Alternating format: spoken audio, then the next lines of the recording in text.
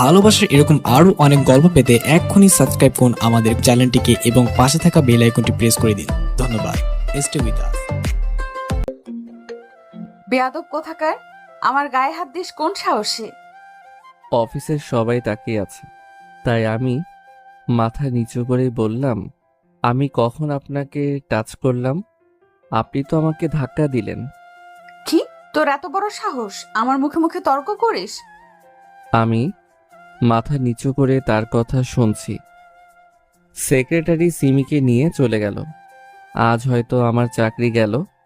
কি আপনারা কিছু বুঝতে পারছেন না, তাই তো? ইনি হচ্ছে আমার অফিসের বস আর আমার কলেজ লাইফের সিনিয়র আপু। আমি তার দুই চোখের বিষ, মোটেই সহ্য করতে পারে না। কলেজ লাইফে আমাকে মিথ্যা অপবাদ দিয়ে কলেজ থেকে বের করে দিয়েছিল। তারপর আমি লেখাপড়া ছেড়ে এখানে এসে জব নেই, আর সে আমার অফিসের বসের মেয়ে আজ অফিসে বস হিসেবে জয়েন করেছে। আমার ভাগ্যটাই খারাপ, যার জন্য কলেজ আর বাড়ি ছেড়ে এখানে আসলাম। এখানেও সে। আসুন এবার গল্পে ফেরা যাক, বাকি সাথে থাকুন, জানতে পারবেন। আমি আমার ডেস্কে বসে কাজ করছি। আমার কাজ প্রায় শেষ। হঠাৎ পিয়ন এসে আমাকে 8টা ফাইল ধরিয়ে দিয়ে চলে গেল আর বলে গেল কাল বিকালের মধ্যে যেন রেডি হয়ে যায়। কিন্তু এই ফাইলগুলো তো আমার সিনিয়রদের, আমি কেন তাদের কাজ করে দিব? আর যদিও বা করি, তাহলে এতগুলো ফাইল কাল বিকালের মধ্যে কিভাবে জমা দিব? আমি তাড়াতাড়ি করে কাজগুলো করতে লাগলাম। কাজ করতে করতে লাঞ্চ টাইম যে কখন পার হয়ে গেছে বুঝতেই পারিনি। আরও 6টা ফাইল আছে। কিভাবে যে এতগুলো ফাইল কালকের মধ্যে জমা দিব বুঝতে পারছি না। আমার আর এখন খেতে ইচ্ছে করছে না, কিন্তু টানা অনেকক্ষণ কাজ করার ফলে কাজ থেকেও মন উঠে গেছে। তারপরেও কাজ করতে থাকলাম। অফিস ছুটি হয়ে গেছে, আরও 5টা ফাইল বাকি রয়েছে। খুব ক্লান্ত লাগছে, কোনোদিন একসাথে কাজ করিনি তো তাই। বাসায় যাওয়ার জন্য প্রস্তুতি নিচ্ছিলাম, তখন সিমি আমার সামনে দিয়ে যাচ্ছিল আর একটা হাসি দিয়ে গেল। বুঝলাম না এটা কিসের হাসি, কিন্তু এতটুকু বুঝলাম সে কোনো কিছু নিয়ে খুশি আছে, অথবা কিছু একটা অর্জন করে নিয়েছে। আমি যখনই রিক্সা ডাকতে যাব ঠিক তখনই সেক্রেটারি ম্যাডাম তার গাড়ি নিয়ে এলো। আমিও চড়ে বসলাম। কারণটা হলো এখন আমি খুবই ক্লান্ত রয়েছি।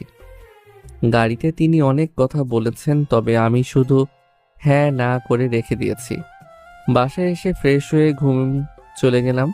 ক্লান্তির কারণে ঘুম আসতে দেরি হলো না, কিন্তু আমার ঘুম ভেঙে গেল। ঘুম থেকে উঠে বুঝতেও পারছি না এটা সকাল না রাত। বিকালে ঘুমায় গেলে বুঝতে পারি না এটা সকাল কি রাত। ফোনটা হাতে নিয়ে দেখি রাত 2টা। পাশে তাকিয়ে তো আমি অবাক। পাশে তাকিয়ে দেখি খাবার রাখা আছে, কিন্তু কথাটা হলো আমার ঘরে খাবার এলো কিভাবে? দরজা তো লাগানো আছে, আর আমার যতদূর মনে পড়ছে আমি তো কোনো খাবার অর্ডার দেইনি বা কোনো খাবারও কিনে নিয়ে আসিনি। আর প্লেটটাও তো আমার না। যার খুশি তার হোক। এখন আমার খুব ক্ষুধা লেগেছে, আর পারছি না। ক্ষুধার জ্বালায় পেটটাও খুব ব্যথা করছে। আমি লাফিয়ে ওয়াশরুমে গিয়ে হাত মুখ ধুয়ে এসে খেতে লাগলাম। আহা, খাবারের কি আমি লাফিয়ে ওয়াশরুমে গিয়ে হাত মুখ ধুয়ে এসে খেতে লাগলাম। আহা, খাবারের কি টেস্ট, তাও আবার বিরিয়ানি, আমার সব থেকে ফেভারিট খাবার। খাওয়া শেষে পানি খেয়ে হাত মুখ ধুয়ে প্লেটটা পরিষ্কার করে রাখলাম। সকালে আবার সেক্রেটারি ম্যাডামকে দিতে হবে। খাবার টেস্ট করেই বুঝে গেছি এটা কার রান্না, কারণ এর আগেও ম্যাডামের হাতের রান্না আমি খেয়েছি। ম্যাডাম আমার কত খেয়াল রাখে। আবার ঘুমানোর জন্য প্রস্তুত হলাম, কিন্তু রাতে যদি আমার একবার ঘুম ভেঙে যায় তাহলে আর সহজে ঘুম আসে না। শুয়ে শুয়ে ভাবছি ম্যাডাম কি করে আমার রুমে এলো। আমি তো দরজা ভালো করে লক করেছিলাম। সকালে না হয় জিজ্ঞেস করে নিব, আর সাথে বড় করে একটা ধন্যবাদ জানাবো। কিন্তু আমি ভাবছি কতদিন আর অন্যের উপর ভরসা করে আমি চলবো? প্রতিদিন তো আর কেউ আমাকে খেতে দিবে না। আর হোটেলের খাবার খেলে টাকা বাঁচবে না, তাই ভাবছি রান্না শিখে নিব। কিন্তু কি করে শিখব? ইউটিউব তো আছে। তাড়াতাড়ি ইউটিউবে ঢুকলাম, দেখে নিলাম কয়েকটা রেসিপি। কাল অফিস থেকে ফেরার পথে প্রয়োজনীয় সব জিনিসপত্র কিনে আনবো। এখন রাত 4টা বাজে, তারপরেও ঘুমের চিহ্ন নেই। কি করলে যে ঘুমাতে পারবো? সকাল সকাল অফিস যেতে হবে, না হলে ভাগ্যে খারাপই আছে। যদি ভালো থাকতে চাই তবে খুব সাবধানতা বজায় রাখতে হবে। না জানি নতুন ম্যাডাম আবার কি করে বসে। ঘুম আসছে না, তাই গেম খেলতে লাগলাম। গেম খেলে খেলে ব্যাটারি লো করে দিয়েছি। মাথা এখন প্রচণ্ড ব্যথা করছে। ঘড়ির দিকে তাকিয়ে দেখি 8টা বাজছে। আজ মনে হয় ভাগ্যে সত্যি খারাপ কিছু আছে, কারণ আমার অফিস 9টায়। এখান থেকে অফিস যেতেই 30 মিনিট লাগে, তার উপর জ্যাম থাকলে তো কথাই নেই। তাড়াতাড়ি ফ্রেশ হয়ে রেডি হয়ে দিলাম দৌড়। রাস্তায় দাঁড়িয়ে আছি, কিন্তু কোনো গাড়ি পাচ্ছি না। বিপদের সময় সব দিক থেকেই বিপদ আসে। কিন্তু সেক্রেটারি ম্যাডাম গাড়ি নিয়ে এসে দাঁড়ালো। আমি তাড়াতাড়ি চড়ে বসলাম। কি হলো, ঘেমে আছে কেন? ম্যাডাম কথা না বাড়িয়ে তাড়াতাড়ি গাড়ি চালান, রাস্তায় সব বলা যাবে। ম্যাডাম গাড়ি চালাতে লাগলো। রাস্তায় কি হয়েছে, এত ঘামছো কেন? আসলে অফিসে লেট হয়ে যাচ্ছে, আর বস তো কেমন সেটা তো আপনি জানেন। আরে টেনশন নিও না তো, কিছুই হবে না। অফিসে চলে এসেছি madam, thank you so much. এই বলে আমি অফিসে দৌড়ে ঢুকে গেলাম। এসেই ডেস্কে বসে পড়লাম। হ্যাঁ, এতক্ষণে শান্তি লাগছে। একদম টাইমে এসে পৌঁছে গেছি। অনেক কাজ পড়ে আছে, কাজগুলো করতে লাগলাম। না জানি আবার এটার উপর দিয়েই ঝড় বহিয়ে দেয়। একটু পর পিয়ন এসে বলে গেল বস নাকি আমাকে ডেকে পাঠিয়েছে। আমি আবার কি করলাম? যাই হোক, তাড়াতাড়ি বসের রুমের দিকে গেলাম। ম্যাডাম, আসতে পারি? আমি ভিতরে প্রবেশ করলাম। কেবিন একদম শান্ত হয়ে আছে, শুধু এসির শো শো আওয়াজ আসছে। মিস্টার রিফাত, জি ম্যাডাম। তুই জেল থেকে কেমন করে ছুটলি? চাকরি পেলে কিভাবে? ম্যাডাম, আমি তো আপনার কোনো ক্ষতি করিনি, তাহলে আপনি আমার সাথে এরকম কেন করেন? এটা তো সবে শুরু। তুই কি জানিস তোকে কেন এখনো তাড়িয়ে দিইনি? কেন? কারণ তোর সাথে আমার অনেক বোঝাপড়া বাকি আছে। আমি তো আপনার কোনো ক্ষতি করিনি, তাহলে কেন আমার সাথে এমন করছেন? কে বলল যে তুই আমার সাথে কিছু করিসনি? তুই প্রথম ছেলে যে আমার গায়ে হাত তুলেছিস। সেটার জন্য আপনার কাছে ক্ষমা চেয়ে নিয়েছি। তবে আমি ক্ষমা করিনি। ম্যাডাম, অহংকার করিয়েন না। অহংকার হচ্ছে পতনের মূল। সিমি আমার সামনে এলো। কি বললি? না, কিছু না। না, আবার বল শুনি। না মানে, কুত্তার বাচ্চা, তো সাহস কি করে হয় আমাকে অহংকারী বলার? যা বলার আমাকে বলুন, আমার মা বাবাকে টানবেন না। কি করবি যদি তোর বাবা মাকে গালি দি? কিছুই করব না। কেন, জানে সাহস নেই? সাহস তো আছে, তবে আপনার মতো অহংকারী নয় যে যার তার গায়ে যখন তখন হাত উঠাবো। আমি মানছি আমি ফকির, তবে আপনিও আমার থেকে কম না, কারণ টাকাগুলো আপনার বাবার। আপনার কিছু আছে? আমি ফকির না, কারণ আমি খেটে খাচ্ছি। আর আপনি তো আপনার বাবার টাকার গরম দেখাচ্ছেন। যেদিন নিজে টাকা ইনকাম করে বড়লোক হবেন, সেদিন নিজেকে বড়লোক বলবেন।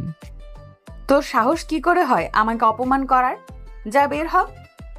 ম্যাডাম, একটা কথা মনে রাখেন, সময় সব সময় এক থাকে না। আজ আপনার দিন চলছে, তবে একদিন আমারও সময় আসবে। এই বলে ডেস্কে এসে কাজ করতে লাগলাম। অনেক সময় নষ্ট হয়ে গেল, এমনিতে এতগুলো কাজ, তারপর আবার সময় নষ্ট হয়ে গেল। এখন এতগুলো ফাইল কম সময়ে কিভাবে কমপ্লিট করি? আমার তো মনে হচ্ছে কাজ যাতে পূরণ না করতে পারি, তার জন্যই আমাকে এখানে ডেকে পাঠালো। কাজ না করতে পারলে হয়তো আরো অপমান করার সুযোগ পেয়ে যাবে, যেটা সিমি হাতছাড়া করতে চায় না। আমি তাড়াতাড়ি হাত চালাতে লাগলাম। লাঞ্চ টাইমেও কাজ করতে থাকলাম। কাজ করতে করতে হাত ব্যথা হয়ে গেছে, তবুও আমি আমার কাজ করতে থাকলাম। আর মাত্র একটা ফাইল আছে, আর সময় আছে 45 মিনিট। তারপরেও কাজ করতে লাগলাম। হাত অবসরে আসছে, হাতটা যে টিপবো তার উপায় নেই। পিয়ন এসে বলে গেল, ম্যাডাম আমাকে ডাকছে। আমার কাজ হয়ে গেছে, আমি ম্যাডামের কাছে গেলাম। সিমি আমাকে দেখে একটা হাসি দিল। এটা একটা বিজয়ের হাসি। ফাইলগুলো কমপ্লিট করতে পেরেছেন মিস্টার রিফাত? জি ম্যাডাম, পেরেছি। আমার কথা শুনে সে অবাক। কই দেখি। নিন। সিমি ফাইলগুলোর দিকে অবাকভাবে তাকিয়ে আছে। সিমি ভাবছে কি করে এতগুলো ফাইল এত কম সময়ে কমপ্লিট করলো। এখন যা, কাল ফাইলগুলো দেখবো। আমি হোটেল থেকে খাবার কিনে বাসায় চলে গেলাম। খুব খুব খুব ক্লান্ত লাগছে, সাথে অনেক ক্ষুধা লেগেছে। ফ্রেশ হয়ে এসে একটু খেয়ে ঘুমিয়ে পড়লাম। ক্লান্তির কারণে ঘুম আসতে দেরি হলো না। ঘুম ভাঙলো রাত 8টার দিকে। মুখ হাত ধুয়ে এলাম। বিকেলের খাবারটা বেঁচে গেছে, তাই খাবারটুকু নষ্ট না করে খেয়ে নিলাম। খাওয়া হলে শুয়ে শুয়ে ফেসবুক চালাচ্ছিলাম। এতক্ষণে মনে শান্তি এসেছে। সিমিকে জব্দ করতে পারায় মনটা খুশি খুশি লাগছে, কিন্তু আমি জানি সিমি আমাকে ছাড়বে না। তবে আমি সামলে নিব। রোজ রোজ তো আর হোটেলের খাবার খাওয়া যাবে না, তাই রান্নার জন্য প্রয়োজনীয় জিনিসপত্র আনার জন্য বাজারে গেলাম। কিন্তু আমার চা খাওয়ার মন হলো, তাই একটা রেস্টুরেন্টে ঢুকলাম।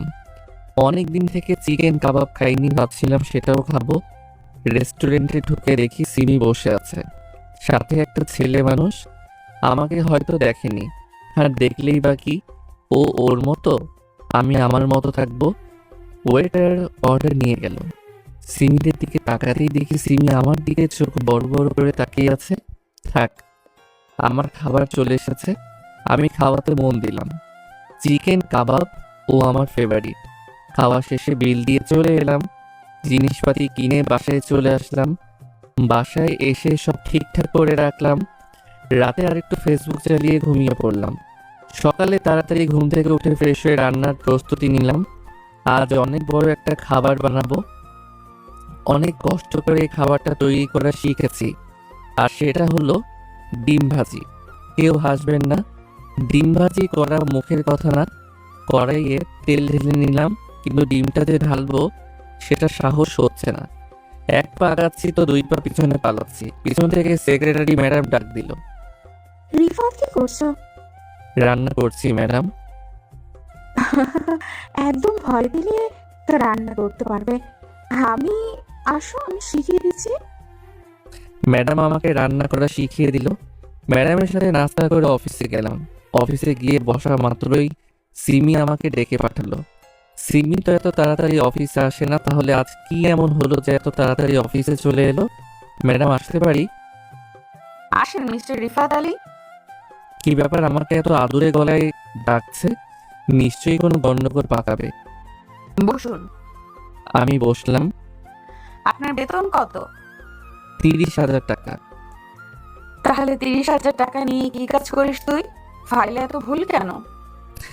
এই বলে ফাইলটা আমার মুখে ছুঁড়ে মারলো, যার ফলে ঠোঁট কেটে রক্ত বের হতে লাগলো। ঠোঁট কেটে রক্ত বের হতে লাগলো। ফাইলের কোণাতে লাগার ফলে ঠোঁটটা কেটে গেছে। ঠোঁট কাটলে মুখটা কেমন যেন করে, অবশ অবশ লাগে। ফাইলের কোণাতে লাগার ফলে ঠোঁটটা কেটে গেছে। ঠোঁট কাটলে মুখটা কেমন যেন করে, অবশ অবশ লাগে মুখটা। কথা বলতেও পারছি না ঠিক মতো। আমি মাথা নিচু করে বসে আছি, আর বাম হাত দিয়ে ঠোঁটটা চেপে ধরে আছি। কি করে কাজ করিস যে এত ভুল হয়? কাজ হবে কি করে? সব সময় তো মেয়েদের চিত্ত মাথায় নিয়ে ঘুরে বেড়াস। কি হলো, উত্তর দিচ্ছিস না কেন? আসলে ম্যাডাম, একসাথে এতগুলো ফাইল এত কম সময়ে কি করে কমপ্লিট করা যায়? তারপরেও তো কমপ্লিট করেছি।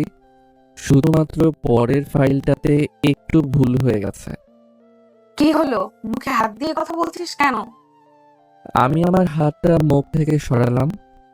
সিমি আমার মুখে রক্ত দেখে তার মুখটা গোমড়া করে নিল।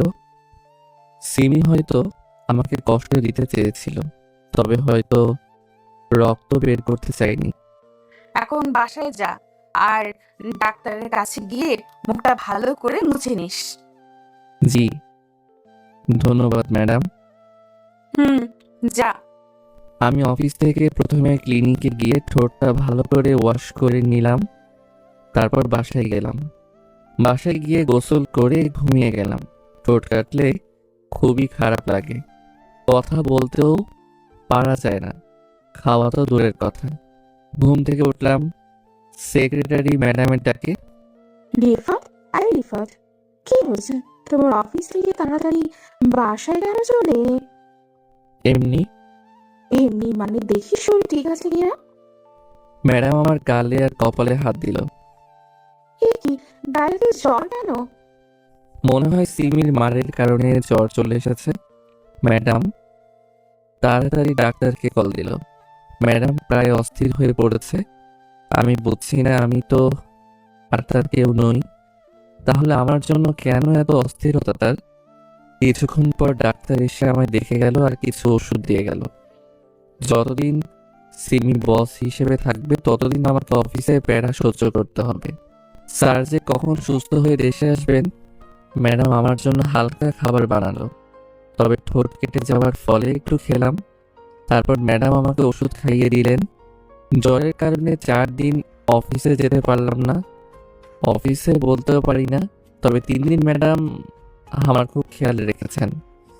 আজ তিনি অফিসে গেলেন, কি যেন ইম্পর্টেন্ট কাজ রয়েছে। কাল থেকে অফিস যাব।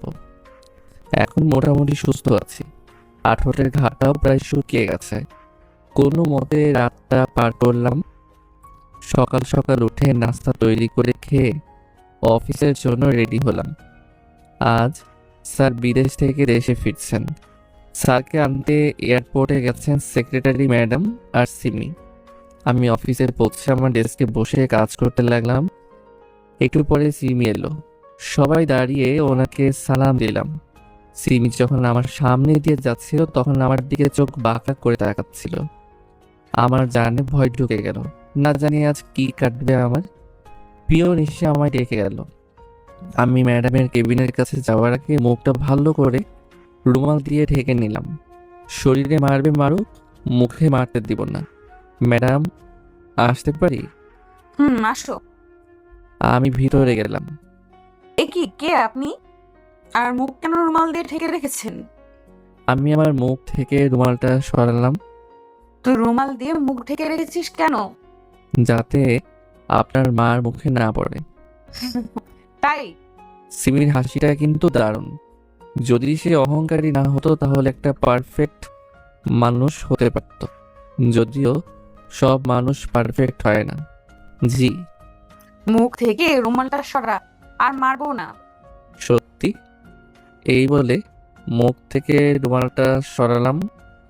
এই 4 দিন অফিসে আসিসনি কেন? জ্বর হয়ে গিয়েছিল তাই। অফিসে জানাসনি কেন? সেরকম অবস্থায় ছিলাম না। মুখ এত শুকিয়ে আছে কেন? কিছু খাসনি নাকি? কি করে খাবো বলেন? ঠোঁট কাটার ফলে কিছু খেতেই পারিনি। সিমির মুখটা কেমন যেন হয়ে গেল। সরি রে, রাগের মাথায় কি যে করে ফেলেছি নিজে জানি না। আমি সিমির দিকে তাকিয়ে আছি। ভূতের মুখে রাম রাম যাকে বলে। কি হলো, এভাবে কেন তাকিয়ে আছিস? না না, এমনি। চল। কোথায় যাব ম্যাডাম? যা বলছি তা শুন। সিমির কথার কোনো উত্তর না দিয়ে তার সাথে চলতে লাগলাম। বেশি কথা বললে আবার চট দিতে পারে। সিমিকে বিশ্বাস নেই, যখন তখন দিয়ে দিতে পারে। সিমি কাকে যেন ফোন করে ডাক দিল। সিমি আমাকে একটা রেস্টুরেন্টে নিয়ে গেল। আমি আর সিমি বসলাম, আর তখনই দেখলাম যে এটা সেই ছেলে যে সিমির সাথে রেস্টুরেন্টে বসেছিল। আমি সিমিকে জিজ্ঞেস করলাম, এটা কে আপু? তোর দুলা ভাই। সত্যি? হুম, নাম কি দুলা ভাইয়ের? জানি। ছেলেটা আমাদের এখানে এলো। Hi baby. হাই। কি ও? ছোট ভাই ধরে নাও। হাই বলো। হাই। বলো কি খাবে? চিকেন কাবাব, চিকেন পিৎজা, নুডলস আর একটা কোল্ড ড্রিঙ্কস। আমি ভাবছি ও এতগুলো খাবে কি করে। দেখতে তো মোটামুটি আছে, তবে হাতির মতো খাবে কি করে। খাক, তাতে আমার কি। তবে মানতে হবে, জানি ছেলেটা বীর পুরুষ। না হলে গার্লফ্রেন্ডের টাকা খাবে, তাও আবার এতগুলো। তুই কি খাবি? বিরিয়ানি হলেই হবে। ব্যাস, আর কিছু খাবি? না, তার কারণেই তো তুই এত চিকন।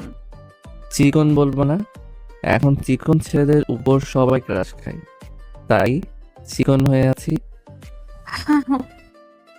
ওয়েটার আমাদের খাবার দিয়ে গেল, আমরা খেতে লাগলাম। আমি আর সিমি বিরিয়ানি খাচ্ছি, আর হাতিটা চিকেন কাবাব আর বাকি ডিশগুলো খাচ্ছে। শালা হাতি একটা, না হলে এত খাবার একসাথে খাই কি করে। খাওয়ার শেষে জনি, তুমি আজ এত কম খেলে কেন? এই কি ভাই, এত কম খেলে তো আপনি দুর্বল হয়ে যাবেন। না ভাই, তুমি চিন্তা করিও না, বাসায় গিয়ে আবার খাবো। এখানে এত খেল, বাসায় গিয়ে আবার খাবে? আমার তো ভাবতেই অবাক লাগছে। আচ্ছা বেবি, এখন বাই, অফিসে কাজ আছে। বাই। ওদের এভাবে দেখে মনটা অনেক খারাপ লাগলো। কেন লাগলো নিজেও বুঝতে পারলাম না। বাই বড়। ভাই, জনি চলে গেল। অফিস যাবি না? যেতে তো হবেই, অফিসটা তো আর আমার শ্বশুরের না যে ইচ্ছা হলে যাব ইচ্ছা হলে যাব না। তাই? আপনাকে একটা কথা জিজ্ঞেস করব, আপনি হঠাৎ এত চেঞ্জ হলেন কি করে? আসলে আমি তোকে অপমান করতে চেয়েছিলাম, তবে তোকে আহত করতে চাইনি। ও, আমাকে ক্ষমা করে দে প্লিজ। আপনি কেন ক্ষমা চাইছেন? ভুল দুজনেরই ছিল। তাহলে আজ থেকে আমরা ফ্রেন্ড। গল্প করতে করতে অফিসে চলে এসেছি। সিমির তার কেবিনে গেল, আর আমি আমার ডেস্কে বসে কাজ করতে লাগলাম। আর এখন থেকে এই অফিসটা সিমি সামলাবে, আর ওনার বাবা অন্য অফিসে, যার ফলে সেক্রেটারি ম্যাডামকে স্যারের সাথে যেতে হয়। মাঝে মাঝে সেক্রেটারি ম্যাডামকে খুব মিস করি, কারণ এখানে আসার পর থেকে একমাত্র উনি আমার খেয়াল রেখেছিলেন। এইভাবে দিনকাল কাটতে থাকলো। সিমি এখন আমার খুব ভালো বন্ধু হয়ে গেছে, যাকে বলে গলায় গলায় ভাব। তবে আমি তাকে এখনো জানাইনি আমি কে। ঈদের কারণে অফিস ছুটি দিয়েছে বেশ কয়েকদিন। ভাবছি এই সুযোগে নিজের বাসা থেকে ঘুরে আসি। নিজের না, তবে আমার বাবার নিজের বাসা। আমি ভাবছি কালকে আমি বাসায় যাব। রাত্রেবেলা শুয়ে আছি, আর সে সময় সিমি কল দিল। বলো। সিমি আমাকে তুমি করে আর তার নাম ধরে ডাকতে বলেছে। কোথায় আছিস? শ্বশুর বাড়িতে। হারামজাদা, সত্য কথা বল। এত রাতে আর কোথায় থাকবো, বাসাতেই আছি। এখন আমাদের বাসায় আয়। মাথা খারাপ, এত রাতে কেন যাব? আসতে বলেছি। কেন সেটা তো বলো। তোকে একটা কথা বলার আছে। আমারও তোমাকে একটা কথা বলার আছে। তাহলে তাড়াতাড়ি আমাদের বাসার সাথে চলে আয়। কল কেটে ভালো মতো দরজা লক করে সিমির বাসার দিকে গেলাম। সিমিদের ওখানে গিয়ে সোজা তাদের বাসার ছাদে গেলাম। দেখলাম সিমি দাঁড়িয়ে আছে। বলো, কি বলবে? এসেছিস? দেখতেই তো পাচ্ছ। বল, কি বলবি? আগে তুমি বলো, তুমি আমাকে ডেকে এনেছো। ঈদের পরে আমার বিয়ে। ওর মুখ থেকে এ কথা শোনার কোনো ইচ্ছে আমার ছিল না। আমার মনটা বিষণ্ণতায় ভরে গেল। ভালো। কার সাথে? জনির সাথে। তাহলে তো আরো ভালো। এবার বল, তুই কি বলবি? আমি কাল দেশের বাড়ি যাব, তাই তোমাকে জানাতে এলাম। তাহলে আমার বিয়েতে থাকবি না? থাকার চেষ্টা করব। তুই না থাকলে কিন্তু খুব খারাপ হবে বলে দিলাম কিন্তু। আমি থাকলেই কি আর না থাকলেই কি? তোর মন খারাপ হয়ে আছে কেন? কই না তো। আচ্ছা ভাই, ভালো থাকবা। কাল সকালে আমি চলে যাব, তোমাকে আসতে হবে না, আমি একাই যেতে পারবো। আল্লাহ হাফেজ। আমি তাকে আর কিচ্ছু বলতে না দিয়ে সেখান থেকে চলে এলাম। মনটা তখন থেকে খারাপ হয়ে আছে যখন জানতে পারি সিমির বিয়ে ঠিক হয়েছে। আমার কেন খারাপ লাগছে সেটা আমি নিজেও জানি না। ঘুম চলে গেলাম তাড়াতাড়ি। সকালবেলা বাস স্টপে বসে আছি। সবকিছু গুছিয়ে নিয়ে চলে এসেছি। থাকবো না আর এখানে। নিজের অফিস থাকতে পরের অফিসে চাকরি করছিলাম। নেহাত এটা একটা বোকামি না হলে রাজকুমারের জীবন ছেড়ে রাখালের জীবন কি কেউ বেছে নেয়? এখানে আর আসবো না। এখানে আপন বলতে তো কেউ নেই। বাস এসে গেছে। বাসে করে নিজের শহরটা এলাম। যাই হোক, বাসায় গেলাম। বাসায় গিয়ে আরেক বিপদ। সবাই শুরু করে দিল কান্না। তাদের বুঝিয়ে রুমে গিয়ে ফ্রেশ হয়ে শুয়ে পড়লাম। কতদিন পর নিজের জায়গায় এলাম। অনেক আনন্দে দিন কাটতে থাকলো। ঈদ পার হয়ে গেছে, 2 দিন হলো। কয়েকদিন সিমি আমাকে অনেক কল দিয়েছে, তবে আমি রিসিভ করিনি। দুপুরের সময় যখন সবাই লাঞ্চ করছিলাম তখন। কালকে আমরা সবাই রাজশাহী যাচ্ছি, কেন? বন্ধুর মেয়ের বিয়ে। আমি বুঝে গেছি এটা সিমির বিয়ে, কারণ ওর আব্বু আর আমার আব্বু ঘনিষ্ঠ বন্ধু। আর তাছাড়াও আকুর বন্ধুর আর কোনো মেয়ে নেই। যাবো না সেটা বলতেও পারলাম না। যাই হোক, সবাই গেলাম বিয়ে বাড়ি। সেখানে বাইরে সিমির আর জনির ছবি দেওয়া আছে। মনে দুঃখ আছে, তবে জনির ছবিটা দেখে মুখে হাসি ফুটে উঠলো। আজ তো একটা হাতির লেগ পিস লাগছে ওকে। কয়দিনে আরো মোটা হয়ে গেছে। হাতি আসেনি না, মানে বিয়ের সময় হয়ে যাচ্ছে, তবুও বর আসেনি। তাই হঠাৎ শোনা গেল বর নাকি আসবে না। একটা মেয়েকে নিয়ে নাকি পালিয়েছে, আঙ্কেলের জন্য কষ্ট হচ্ছে। তবে হাসি পাচ্ছে আমার। হাতিটার নাকি মেয়ে নিয়ে পালিয়েছে। হাস্যকর। আঙ্কেলের তো খুব সম্মান এখানে। আর আমার আব্বু একজন সত্যিকারের বন্ধুর পরিচয় দিল। আমার বিয়ে দিয়ে দিল সিমির সাথে। সবকিছু করে টোরে ঘড়ির দিকে তাকিয়ে দেখি রাত 12টা বাজছে। বাসর ঘরে গেলাম, ঢুকে দেখি সিমি ফোনে কথা বলছে। আমাকে দেখে কাছে এলো, আর আমি ওর চর খেয়ে চোখে অন্ধকার দেখছি। কত জোরে মেরেছে তা আর কিভাবে বলবো। মনে হয় শরীরে যত শক্তি ছিল সবটুকু দিয়ে চরটা মেরেছে আমায়। কিন্তু আমি তো কোনো দোষ করিনি, তাহলে মারলো কেন? আমাকে চর দিলা কেন? সিমি রাগে ফুঁসছে। এমন রেগে আছে যে ওর শরীর হাত কাঁপছে, চোখ লাল টুকটুকে হয়ে গেছে, মুখ তো টমেটোর মতো লাল হয়ে আছে। কুত্তার বাচ্চা, তোর সাহস কি করে হয় আমাকে বিয়ে করার? মানে কি বলছো? নেকা সাচ্ছিস তাই না? বল, কিসের জন্য আমাকে বিয়ে করেছিস? আগে শান্ত হও। কি শান্ত হব? হ্যাঁ, আমার সম্পত্তির উপর যদি তোর এতই লোভ ছিল তাহলে আমাকে বলতি, আমি তোকে সব দিয়ে দিতাম। ছলনা করার কোনো দরকার ছিল না। ছলনা মানে? একদম নেকা সাজবি না, বুঝেছিস? আমি কি করেছি সেটা বলবে তো? অযথা এত মারছো কেন? তুই আমার সম্পত্তির লোভে আমাকে ছলনা করে বিয়ে করেছিস। কি বলছো কি? তোমার বিয়ে ভেঙে যাচ্ছিল। তোমার বাবা সমাজে মুখ দেখাতে পারতো না। আমি তোমাকে বিয়ে করে তোমার আর তোমার বাবার সম্মান বাঁচিয়েছি। Shut up! কত মিথ্যে বলবি তুই আর? আমার বিয়ে তো তোর কারণেই ভেঙেছে। আমার কারণে মানে? কেন, তুই আর তোর আব্বু মিলে জনিকে জেলে আটকে রাখিসনি? ও হ্যালো, তোমার পোষা হাতিটা কাউকে নিয়ে পালিয়ে গেছে, বুঝেছো? আর তোমাকে বিয়ে করার কোনো ইচ্ছেই আমার ছিল না। আমি যদি চুটকি বাজাই না, তাহলে তোমার থেকে সুন্দরী মেয়ের লাইন পড়ে যাবে। Just shut up! আমি জানি না, আমি কালকের মধ্যেই তোকে ডিভোর্স দিব। আমি তোমাকে এখনই দিব ডিভোর্স। এই বলে আমি বিছানায় গিয়ে শুয়ে পড়লাম। সিমি এসে আমাকে ধাক্কা দিতে লাগলো। এই হারামি, তুই নাকি এক্ষুনি আমাকে ডিভোর্স দিচ্ছিস? কই তোর ডিভোর্স পেপার? তুই পাগল হতে পারো, আমি না। এত রাতে কে তোমার জন্য কোর্টে বসে থাকবে? ঠিক আছে, তবে কালকে তোকে আমার সাথে কোর্টে যেতে হবে। তোর মতো চিটারের সাথে আমি সংসার করতে পারবো না। আমার বয়ে গেছে তোমার সাথে সংসার করতে। বিছানা থেকে নাম। কেন? তোর সাথে আমি শুভ? ইম্পসিবল। আমি নামবো না, তুই যা খুশি করো। সিমি আমার হাত ধরে টেনে ফ্লোরে ফেলে দিল। আ সিমি আমাকে ফেলে দিয়ে বিছানায় উঠে গেল, আর পুরো বিছানায় হাত পা ছড়িয়ে ছিটিয়ে শুয়ে পড়ল। অজ্ঞতা আমি ফ্লোরে শুয়ে পড়লাম। সোফাও নেই যে সোফাতে ঘুমাবো। আর ফ্লোরে এর আগে কখনো ঘুমাইনি, যার কারণে শরীরে ব্যথা করছে। আমি কষ্ট করে শুয়ে থাকলাম।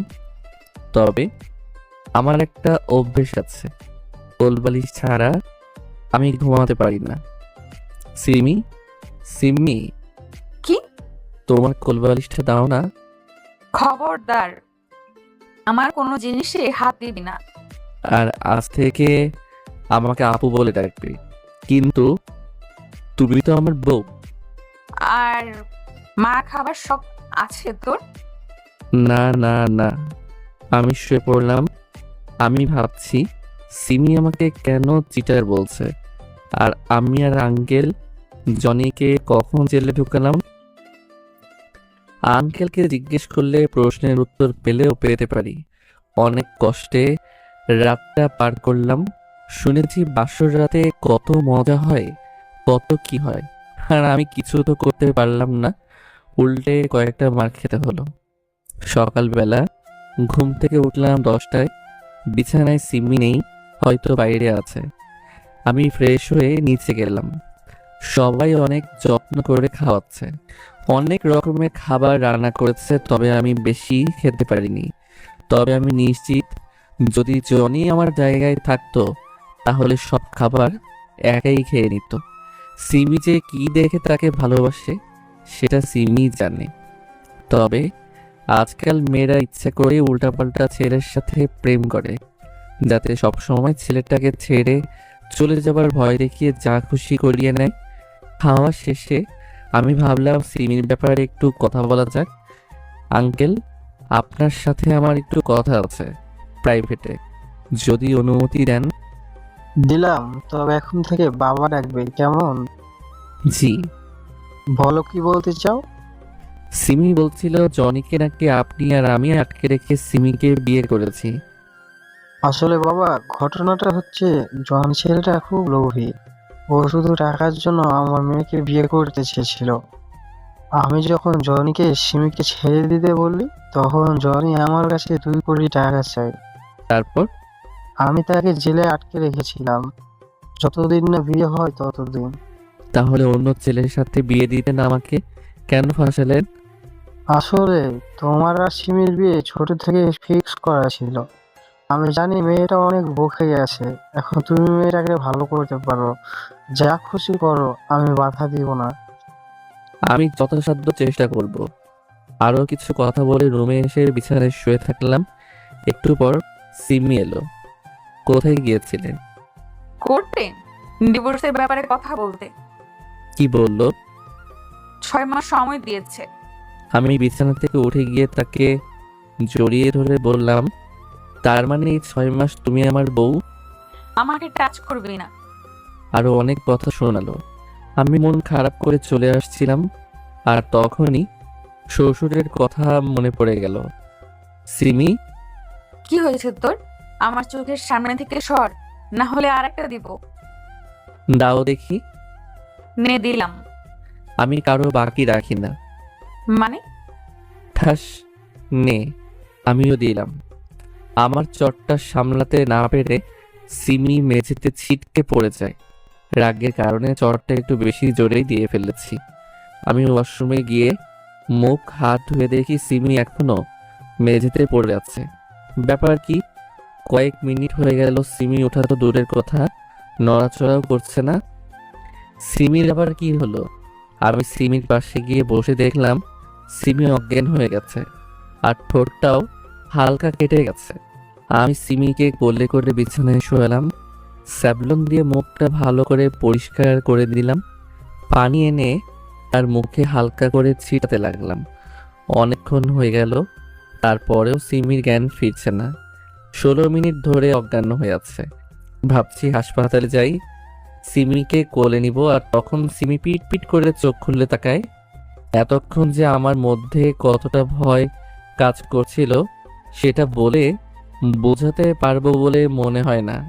সিমির চোখ খুলতে আমি সিমিকে জড়িয়ে ধরি। কেন ধরলাম নিজেও জানি না। হারানোর ভয় যাকে বলে, এতদিন তার সাথে থেকে থেকে সিমিকে ভালোবেসে ফেলেছি। এই ছাড়, ছাড় বলছি। আমি ছেড়ে দিলাম। আমাকে জড়িয়ে ধরিস কোন অধিকারে? আমার গায়ে হাত উঠালি কেন? আর কোন অধিকারে? কি হলো বল? হারামজাদা, তুই আমাকে মেরেছিস তাই না?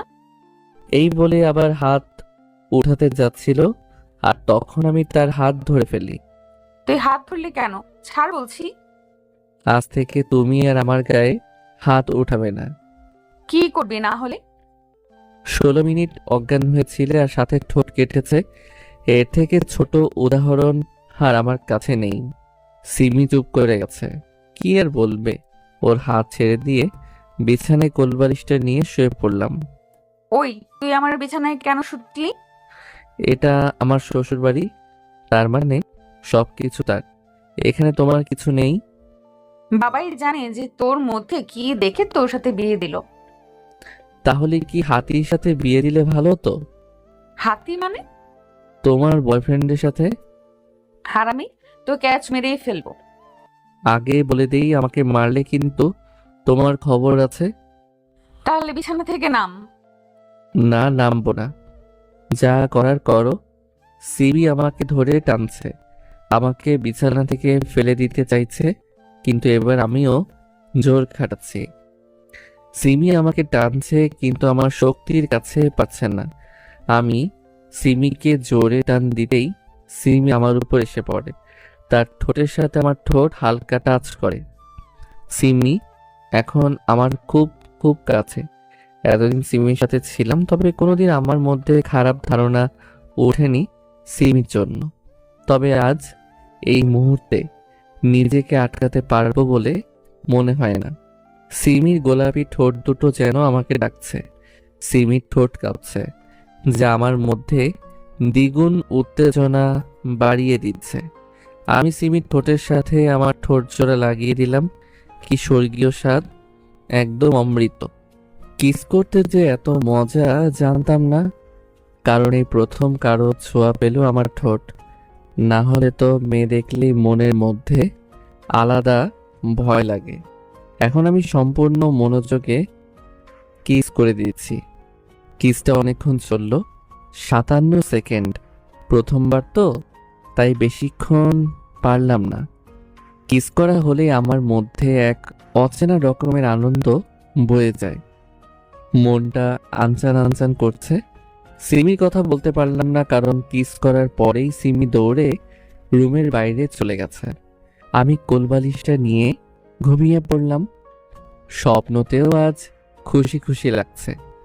সকালে ঘুম থেকে উঠেই মেজাজ গরম হয়ে গেল, কারণ সিমি আমার কাছ থেকে কোলবালিশটা নিয়ে নিয়েছে, আর সেটা নিয়ে এখন আরামে ঘুমাচ্ছে বিছানার একপাশে। কিন্তু আমার ভালো লাগলেই যে এখন আমরা এক বিছানায় আছি। সিমি গভীর ঘুমের মধ্যে আচ্ছন্ন রয়েছে। ঘুমন্ত সময় কতই না মায়াবী লাগছে। সিমি অহংকারী হলেও অন্য দিক দিয়ে ভালো। আমি আস্তে আস্তে সিমির খুব কাছে গিয়ে শুয়ে পড়লাম। ভাবছি জড়িয়ে ধরবো কি না। ধুর, এত ভাবার কি আছে। সিমিকে জড়িয়ে ধরে নিলাম। কত যে নরম শরীর, মনে হচ্ছে কোনো তুলাকে জড়িয়ে ধরে আছি। আমি সিমির চুলের ঘ্রাণ নিতে থাকলাম। ঘ্রাণটাও সেই। আমি সিমির চুলগুলো সরিয়ে দিলাম আর তার কাঁধে মুখ গুজে থাকলাম। এমন ভান করে ধরে আছি যেন সিমি বুঝতেও না পারে আমি জেগে আছি। সিমির ঘুম ভেঙে গেছে। সিমি আমার কাছ থেকে ছুটতে চাইছে, তবে আমি তার পায়ের উপর পা দিয়েছি, হাতের উপর হাত, আর কাঁধে মুখ দিয়ে আছি। এত সহজে কি আর ছুটতে পারে? সীমা অনেক ছটপট করতে লাগলো, যার কারণে সিমিকে ছেড়ে দিলাম। সিমি ফ্রেশ হতে ঢুকলে ফ্রেশ হওয়ার পর নিচে গেল, আর তারপর আমিও লুঙ্গি ড্যান্স দিতে দিতে ফ্রেশ হতে ঢুকলাম। ফ্রেশ হওয়ার পরে খেতে গেলাম। সিমি খেয়ে উপরে চলে গেল। খেয়ে উপরে আসছিলাম, তখন বুঝতে পারি সিমি কার সাথে যেন ফোনে কথা বলছে। আমি ভিতরে ঢুকলাম। আমাকে দেখে সিমি আরো জোরে কথা বলতে লাগলো। বেবি, খেয়েছো তুমি? অপর পাশ থেকে কি বললো বুঝতে পারলাম না। এভাবে তারা অনেকক্ষণ কথা বলল। আমি চলে গেলাম ছাদে। সিমি আমাকে এভাবেই অনেক কষ্ট দিতে থাকলো। তার দেওয়া কষ্ট সহ্য করতে করতে 5 মাস 10 দিন পার হয়ে গেল। কত চেষ্টাই না করি সিমির কাছে যাবার জন্য, কিন্তু সিমি শুধু আমাকে অবহেলা করে। কত অপমান হয়েছি তার হিসেব নেই। অফিসে জনি এসে ঘন্টার পর ঘন্টা সিমির সাথে বসে থাকতো। আমার সহ্য হতো না এত কিছু। জীবনে সব পারলেও প্রিয় মানুষটার অবহেলা সহ্য করতে পারি না। আমি সিমিকে পাওয়ার আশা হারিয়ে ফেলেছি। ঘরে শুয়ে ফেসবুক চালাচ্ছিলাম, দেখলাম যে সিমি রেডি হচ্ছে, হয়তো কোথাও যাবে। কোথায় যাবা? জনের সাথে দেখা করতে যাব। আজ আমাদের প্রেমে 3 বছর পূর্ণ হবে তো, তাই। যার ফলে আজ একটা ছোট্ট করে পার্টি আছে তো। কোন রেস্টুরেন্টে? এটা কয়টার সময় আসবা? 10টা। আমি সাথে আসবো? কেন? যদি কিছু হয়। জনি আছে তার জন্য। সিমি চলে গেল। আমি ফেসবুক চালাতে লাগলাম। রাত 11টা বাজছে। সিমির আসার নামগন্ধ নেই। আমি দুশ্চিন্তায় পড়ে গেলাম। গাড়ি নিয়ে বের হয়ে গেলাম রেস্টুরেন্টের উদ্দেশ্যে, যেখানে সিমির যাবার কথা ছিল। হঠাৎ শুনতে পেলাম কেউ হেল্প মি বলে চেঁচাচ্ছে। আমি গাড়িটা থামালাম। আওয়াজটা আসছে রাস্তার পাশে থাকা কুড়ে ঘর থেকে। তার মানে কাউকে ধর্ষণ করার চেষ্টা করছে। আমি সেখানে গেলাম। দরজার বাইরে থেকে উকি মেরে দেখি 3টা ছেলে একটা মেয়েকে ধর্ষণ করার চেষ্টা করছে। মেয়েটাকে দেখে আমি আঁতকে উঠলাম, কারণ এটা সিমি, আর তাকে ধর্ষণ করার চেষ্টায় রয়েছে জনি। আমি ভাবছি ওদের আটকাবো না, কারণ সিমিকেও একটা শিক্ষা দেওয়া উচিত। দেখুক ওর গুণধর বয়ফ্রেন্ড কতটা ভালো। নিজে তো করবে, সাথে আবার 2টা বন্ধু নিয়ে এসেছে। কিন্তু হাজার হলেও সিমি আমার বউ। তাকে কি করে এত বড় বিপদের মধ্যে ফেলবো? যদিও আর কয়েকটা দিন পর আর সে আমার বউ থাকবে না, তবে আমি তার এত বড় সম্পদ নষ্ট হতে দিব না। কারণ তো একটাই, ভালোবাসি। ওদের কিভাবে আটকাবো তাই ভাবছি। ভাবতে ভাবতেই তারা প্রায় গভীরে চলে যাচ্ছে। সিমির হাতা ছিঁড়ে দিয়েছে। না, আর ভাবা যাবে না। আশেপাশে ভারী কিছু খুঁজতে লাগলাম, যদি কিছু পাই। একটা বাঁশ পেলাম। আর কিছু না ভেবে বাঁশটা হাতে নিয়ে ঘরে ঢুকে গেলাম। তুই এখানে কি করিস? দেখতে এলাম তোরা কি করছিস। তাই নাকি? হুম। শুনলাম গত 6 মাসে নাকি তোকে সিমি কিছু করতে দেয়নি। হুম। কয়দিন পর নাকি তোদের ডিভোর্স। হুম। আয় তাহলে আমাদের সাথে জয়েন কর। আয় আর মজা লুটে নে। সেটা তো করতেই হবে। জনি মনে হয় আমার কথা শুনে খুব খুশি হয়েছে, তাই তার 32টা দাঁত দেখিয়ে হাসছে। সিমি আমার দিকে ড্যাব ড্যাব করে তাকাচ্ছে। হয়তো সে ভাবতে পারেনি আমি এসব কথা বলবো। সাব্বাস বেটা, তুই আসল পুরুষ। হ্যাঁ, তবে আমার একটা শর্ত আছে। কি? আমি এখন সিমিকে নিয়ে বাসায় যাব, আর যা করার সেখানেই করব। নিয়ে যাস, তবে আগে আমরা ভোগ করে নিই। ওর কথা আর সহ্য হলো না। দিলাম বাঁশের এক বাড়ি সোজা তার মাথায়। ওকে মারার ফলে ওর 2 বন্ধুও আমাকে মারতে এলো। একটাকে নিচে দিলাম আর একটাকে পেটে। ব্যাস, মারপিট শেষ। জনি তো অজ্ঞান, বাকি 2টা উঠতে পারছে না। কি হলো, চলো। হুম। আমি সিমিকে নিয়ে বাসায় চলে আসলাম। রাস্তাতে কেউ কারোর সাথে কথা বলেনি। বাসায় এসে সিমি ফ্রেশ হয়ে কাপড় পরে বের হলো, কিন্তু ওর ডান হাতটাকে বাম হাত দিয়ে চেপে ধরে আছে। কি হয়েছে হাতে? কিছু না। সিমি তার হাত দেখালো। হাতটা অনেকখানি কেটে গেছে। কি করে কাটলো বলো বলছি। জনি কোর্টে দিয়েছিল। ওষুধ লাগিয়ে ব্যান্ডেজ করে নাও। আমি নিচে শুয়ে পড়লাম। সিমির সাথে আর এক বিছানায় শুয়ে থাকা যাবে না। এমনিতেই কয়েকদিন পর একাই ঘুমাতে হবে। অযথা মায়া বাড়িয়ে লাভ নেই। সিমির মায়া আমাকে কাটাতেই হবে। রুমের লাইট জ্বলছে। অন্ধকার ছাড়া আবার আমার ঘুম আসে না। ঘুম আসছে না, কি যে করি। উঠে বেলকনিতে গেলাম। চাঁদটা মেঘের আড়াল থেকে একবার উকি দিচ্ছে, আবার লুকিয়ে যাচ্ছে, ঠিক যেন লুকোচুরি খেলছে। বেলকনি থেকে রুমে এসে ঘুমাতে যাব, আর তখন ওই সিমির দিকে নজর গেল। এখনো স্পষ্ট ভয়ের ছাপ রয়েছে। সিমির হাতের দিকে তাকালাম। হাত থেকে তো এখনো রক্ত পড়ছে। হাতে ব্যান্ডেজ করেনি। কত অলস! যেভাবে রক্ত বের হচ্ছে সেভাবে সারা রাত রক্ত পড়লে সকাল হতে হতেই সিমির মৃত্যু হতে পারত। আমি ঔষধের বাক্সটা আনলাম, এনে হাত পরিষ্কার করে মলম লাগিয়ে ব্যান্ডেজ করে দিলাম। সিমি হয়তো খুব ব্যথা করছে।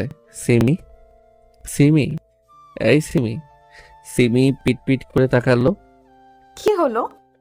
নাও, ওষুধটা খেয়ে নাও। কিসের ওষুধ? ব্যথার। সিমি খেয়ে নিল ওষুধটা। এবার ঘুমিয়ে যাও। ঘুম আসছে না। কেন? মাথা ব্যথা করছে তাই। মাথা ব্যথার ওষুধ দিব? মাথায় হাত বুলালে ঘুম চলে আসবে। ও। একটু দাও না হাত বুলিয়ে। আমি আর কথা না বাড়িয়ে সিমির মাথায় হাত বোলাতে লাগলাম। সিমির মাথায় হাত বোলাতে বোলাতে কখন যে আমি ঘুমিয়ে গেছি বুঝতেই পারিনি। মাঝরাতে ঘুম ভেঙে গেল। সিমি থরথর করে কাঁপছে, আমাকে অনেক শক্ত করে জড়িয়ে ধরে আছে। বুঝলাম জ্বর এসেছে, তাই তার মাথায় জ্বরপট্টি দিতে লাগলাম। সিমির জ্বর এসেছে হয়তো ব্যথার কারণে। সিমির জ্বর 9 দিন থাকলো। এই 9 দিনে সিমির অনেক সেবা করেছি। হাত কেটে যাবার ফলে খেতে পারতো না, তাই নিজ হাতে খাইয়ে দিয়েছি। আরো কত কি করেছি। আজকে ডিভোর্সের লাস্ট ডেট। আজ সিমিকে হারিয়ে ফেলবো নিজের জীবন থেকে, আর হয়তো সুযোগ পাবো না সিমির পাশে থাকার। কে যেন কলিং বেল বাজালো। দরজা খুলে দেখি কুরিয়ার বয়। সে একটা খাম দিল, আমি সাইন করে নিয়ে নিলাম। খামটা খুলে দেখি এটা ডিভোর্স পেপার। কি আর করব, এত চেষ্টার পরেও যদি আমি তার মন জয় না করতে পারি, তাহলে তো আর কিছু করার নেই। এতদিন হয়তো একটু অধিকার ছিল তার প্রতি, তবে আজ থেকে আর কিছুই থাকবে না। আমার চোখ কেন যেন জ্বলছে, চোখে আবছা দেখছি। নিজের অজান্তেই কখন যে চোখে পানি এসে জমা হয়েছে তা নিজেও জানি না। ভাবা ভাবির তো আর কিছুই নেই। সিগনেচারটা করে দেই, তাহলে হয়তো সিমি খুশি হবে। হবেই না কেন? আজ থেকে তো আর কেউ তার পাশে ঘুরঘুর করবে না, কেউ তো আর বেহায়ার মতো তার পিছনে পড়ে থাকবে না।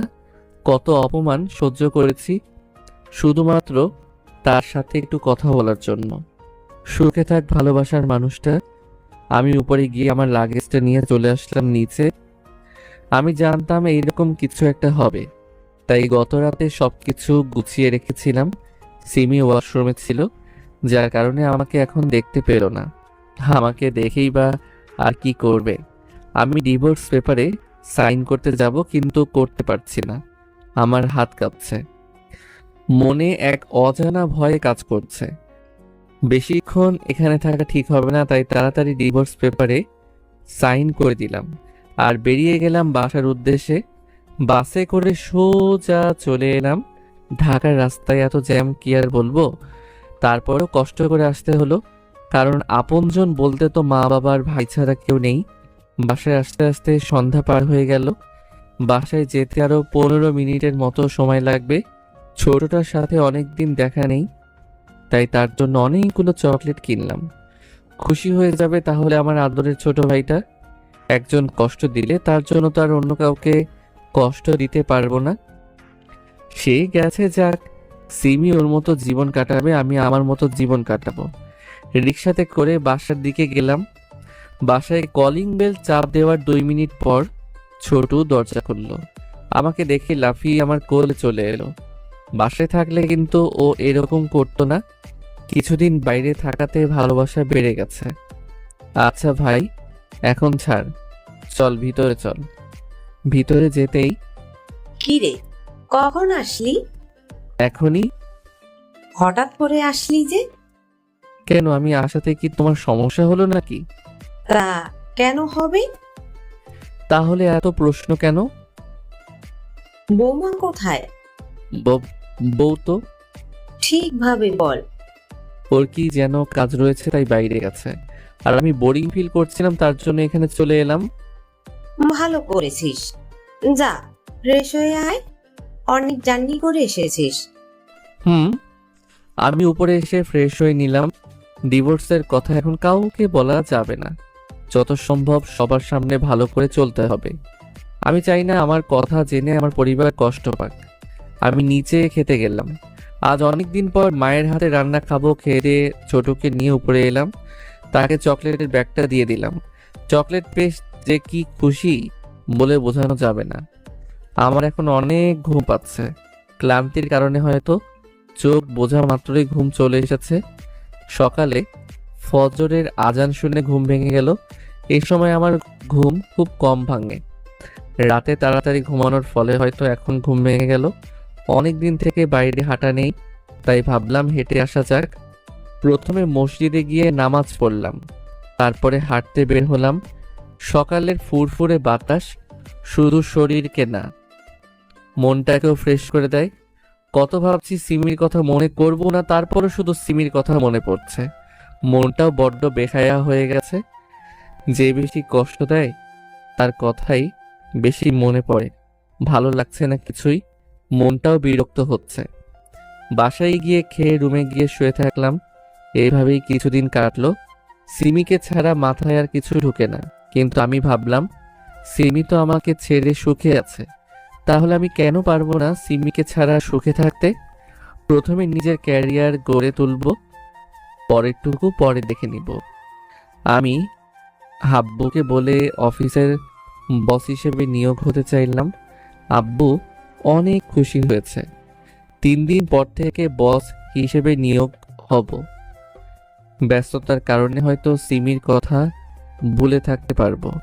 সারাদিন ভালো থাকলেও রাতের বেলা সিমির কথা ঠিক মনে পড়ে যায়।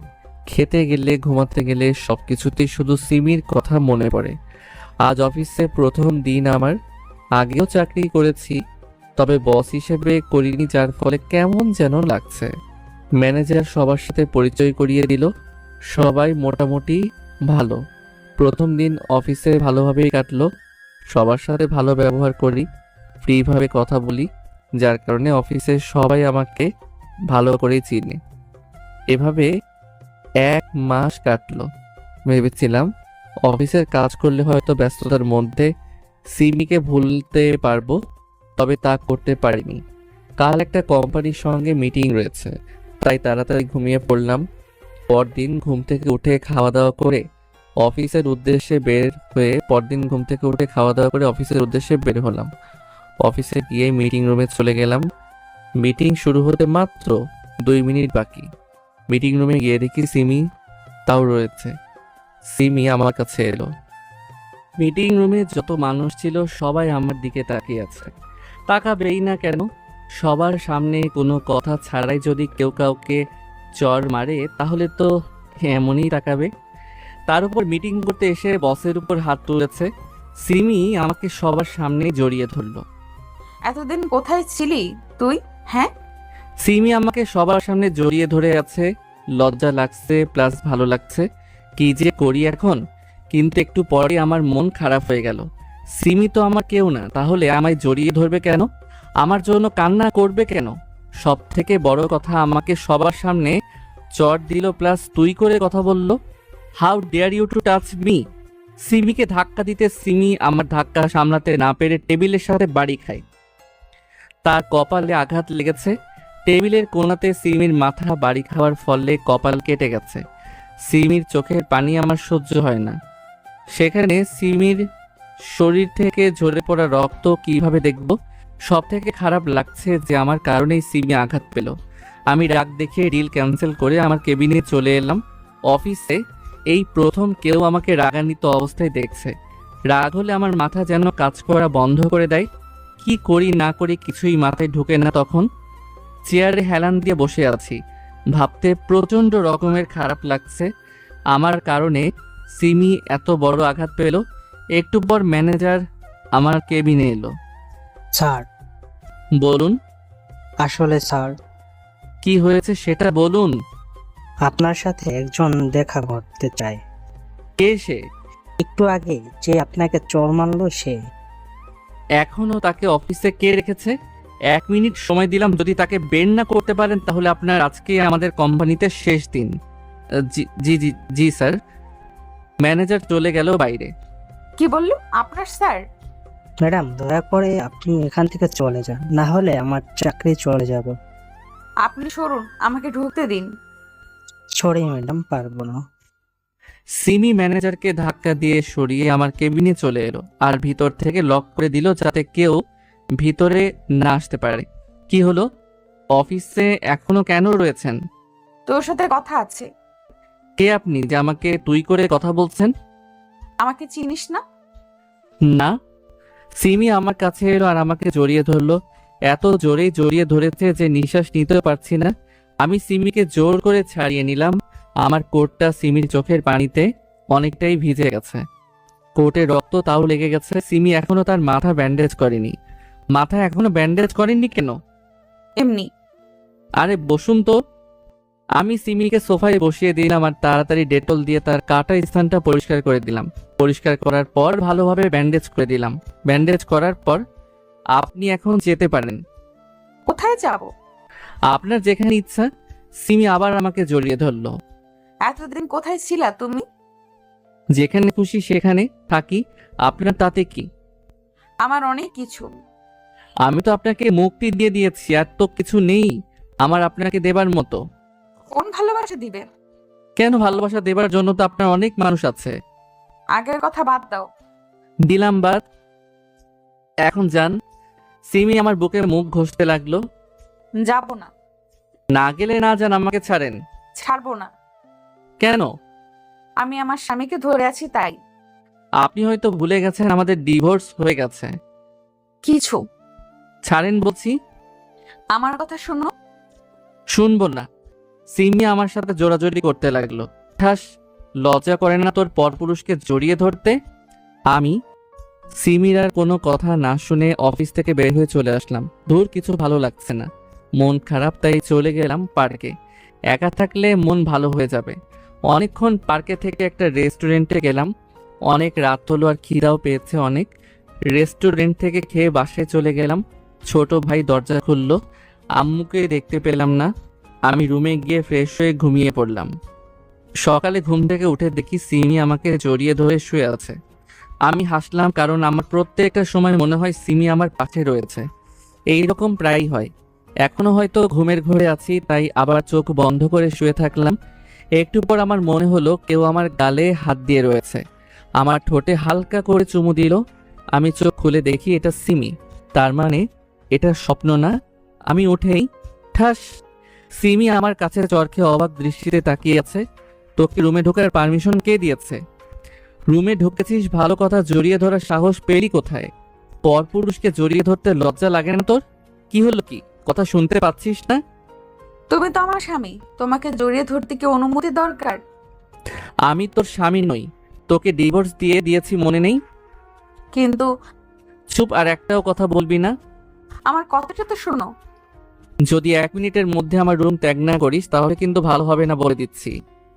রাগ করেছো কেন? আগে আমার কথাটা তো শোনো। ঠাস, সর, দূরে সর। না, সরবো না। থাক তাহলে, আমি গেলাম। রাগ দেখিয়ে ওয়াশরুমে ঢুকে পড়লাম। ফ্রেশ হয়ে রুমে এসে দেখি সিমি এখনো আগের অবস্থাতেই আছে, বসে বসে চোখের পানি ফেলছে। আমার খারাপ লাগছে, তবে ওকে যদি শিক্ষা না দেই তাহলে ও ঠিক হবে না। কি হলো, এভাবে বসে আছিস কেন এখনো তুই? না মানে, কি মানে? যা রুম থেকে বের হ। সিমির হাত ধরে টানতে টানতে আমার রুম থেকে বের করে দিলাম। একটু পরে ছোটু এসে খাবার জন্য ডেকে গেল। আমি খেতে গেলাম। খাবার টেবিলে আব্বু আম্মু আর ছোটু বসে আছে, আর সিমি সবাইকে খাবার পরিবেশন করে দিচ্ছে। সিমিকে দেখতে কিন্তু অনেক সুন্দর লাগছে। এখন আর শার্ট প্যান্ট পরে নেই, সুন্দর একটা কালো রঙের শাড়ি পরে আছে। কি হলো, বস। আমি বসা মাত্রই সিমি আমার প্লেটে খাবার তুলে দিল। ভাবলাম খাবো না, রাগ দেখিয়ে উঠে যাব, কিন্তু না খেলে তো আমারই লস, তাই খেতে লাগলাম। এখন তুমিও বসে পড়ো। জি। সিমিও বসে পড়ল। সবাই মিলে খাচ্ছি, খাবারটা অনেক সুস্বাদু হয়েছে। আম্মু, বল। খাবারটা আজ অন্যরকম লাগছে কেন? আজকের খাবারটা সিমি আর আমি দুজনে রান্না করেছি, তাই। সিমি কোনটা করেছে? ডিম ভাজি। সিমি মনে হয় অনেক খুশি হয়েছে। তার জন্যই বলি এত বাজে টেস্ট কেন। ছি, এসব খাবার কেউ খায় নাকি? আমি আর না খেয়ে উঠে চলে আসলাম রুমে। সিমির মুখটা তখন দেখার মতো ছিল। আমি অফিসের জন্য রেডি হতে লাগলাম। সব রেডি, তবে সমস্যা হলো আমি টাই পরতে পারি না। প্রত্যেকটা দিন আম্মুর কাছে বেঁধে নিই। আম্মু আম্মু, কি হলো? টাইটা বেঁধে দাও, অফিসের জন্য লেট হচ্ছে। একটু পরে আম্মু এলো। নাও তাড়াতাড়ি বাধ্য, লেট হচ্ছে। পিছনে ঘুরতে দেখি আম্মু নয়, সিমি দাঁড়িয়ে রয়েছে। দাও, বেঁধে দিই। দরকার নেই। অফিসে যেতে লেট হয়ে যাবে। নাও।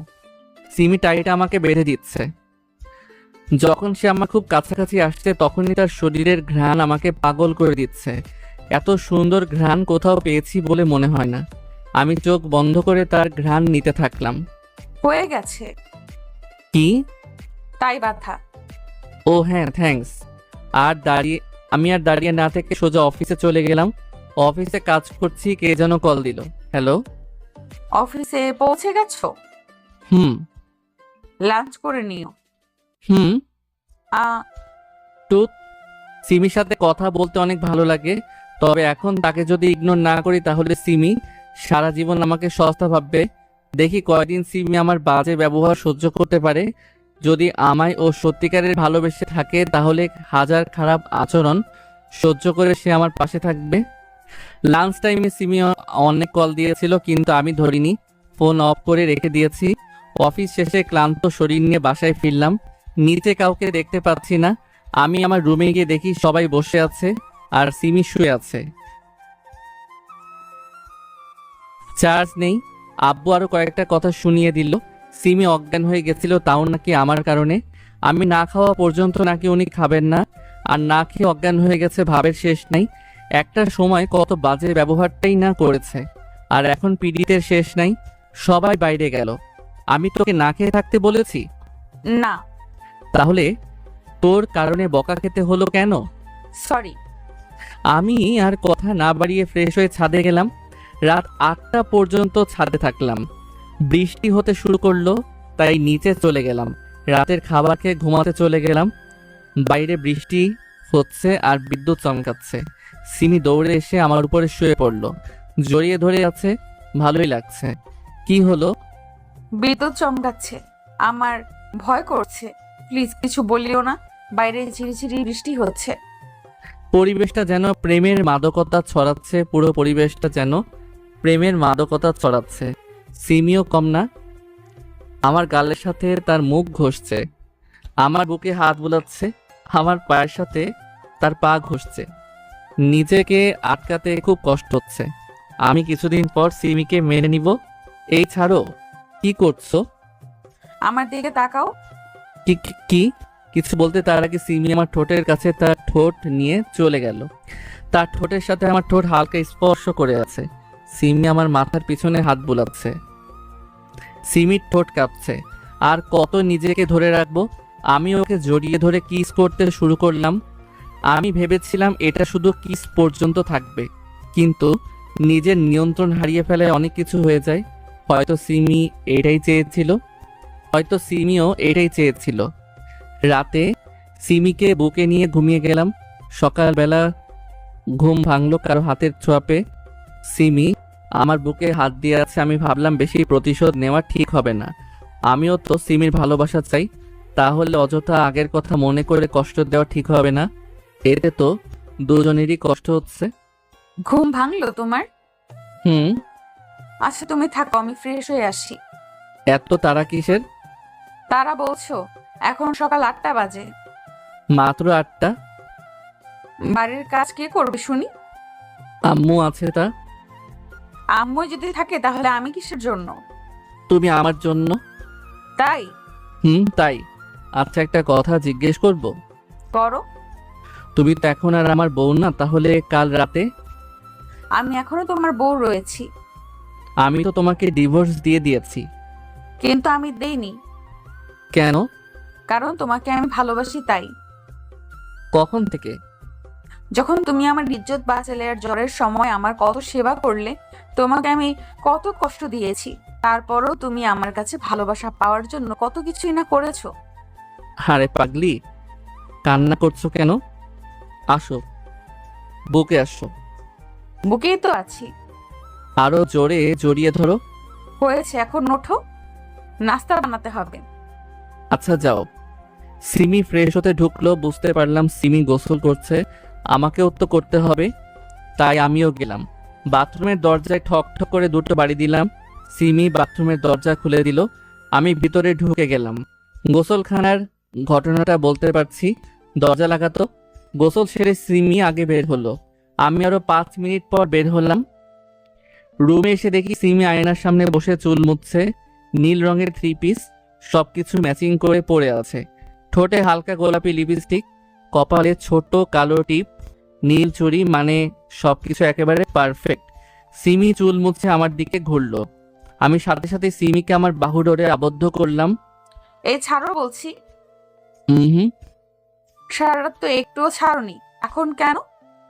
আরেক রাউন্ড শুরু করি তাহলে? খেতে হবে না, সব সময় শুধু রোম্যান্সের চিন্তা। একটু থাক না। এখন না সোনা, রাতে যা করার করিও। রাতে কিছু বলবে না তো? সেটা রাতে দেখা যাবে। তাহলে এখন ছাড়বো না? আচ্ছা বাবা, রাতে কিছু বলবো না। ঠিক তো? একদম। আমি সিমিকে ছেড়ে দিলাম, সিমি নিচে চলে গেল খাবার বানাতে। একটু পরে নিচে গেলাম খেয়ে দিয়ে রুমে এসে শুয়ে আছি। সত্যি বলতে সিমির জন্য অপেক্ষা করছি, কিন্তু ও আসছেই না। অনেক সাধনার পর মহারানী রুমে এলো। আমি সিমিকে কোলে তুলে বিছানায় ফেলে দিলাম। এই কি হলো? দেখতেই পাবে। এখন না। না, এখনই। দুজনেই জোরাজুরি করতে লাগলাম। এভাবে আমাদের সংসার চলতে থাকলো। দিনের রাগারাগি আর রাতের রোম্যান্স, খুব সুন্দর করে চলতে থাকলো আমাদের সংসার। 2 বছর পর আমি অফিসে কাজ করছি, আর তখনই বাসা থেকে ফোন এলো। হ্যালো। বাবা, তাড়াতাড়ি বাসায় আয়। কেন? সিমি মাথা ঘুরে পড়ে গেছে। আসছি। আমি তাড়াতাড়ি বাসায় গেলাম, গিয়ে শুনি আমি নাকি বাবা হব। তখন এতটা খুশি লেগেছিল কিভাবে যে বলি। যখন জানলাম সিমি অন্তঃসত্ত্বা, তখন থেকে সিমিকে কোনো কাজ করতে দিতাম না, সব সময় চোখে রাখতাম। দেখতে দেখতে 9 মাস কেটে গেল। আজ সিমির ডেলিভারি ডেট। আমার খুব টেনশন হচ্ছে। ওটির বাইরে দাঁড়িয়ে আছি, একটু পর ডাক্তার বের হয়ে আসলো। কংগ্রেচুলেশনস মিস্টার রিফাত, আপনার পুত্র সন্তান হয়েছে। আর আমার বউ? উনিও ভালো আছেন, এখন দেখা করতে পারেন। Thanks doctor. আমি কেবিনে ঢুকে দেখি সিমি চোখ বন্ধ করে শুয়ে আছে, পাশেই বাচ্চা ঘুমাচ্ছে। আমি সিমির হাত আমার হাতের মধ্যে নিয়ে সিমির কপালে ছোট করে একটা ভালোবাসার পরশ এঁকে দেই। তুমি খুশি তো? অনেক। তাহলে কাঁদছো কেন? খুশিতে? পাগল। শুধু তোমার। আরো কিছু কথা বললাম। 2 দিন পর সিমিকে আর আমার ছেলেকে নিয়ে বাসায় এলাম। সব মিলিয়ে ভালোই চলছে।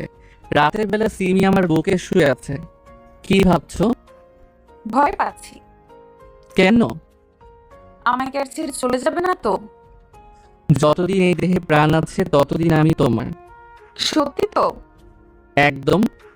উম্মা। কি হলো এটা? ভালোবাসা। উম্মা। কি হলো এটা? ভালোবাসা।